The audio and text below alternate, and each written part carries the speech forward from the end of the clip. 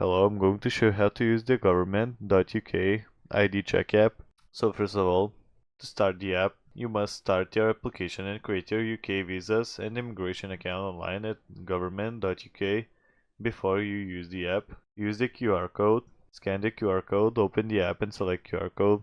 When you are asked how you are connecting the app, hold your device in front of the code and move it closer until the code is recognized, or you can use the connection code. Also, you need to scan your document. Make sure your document can be read by the app. The following symbol shows that your document has biometric chip and can be read by the app. To scan your passport, take a picture of the photo page of your passport using your phone's camera. Make sure you include the entire photo page in your picture. Also, you need to scan a BRP. You'll then need to take a picture of a front of the card. Also, you need to check your documents information. Then you'll need to scan your face, take a photo of yourself, and finally complete your application.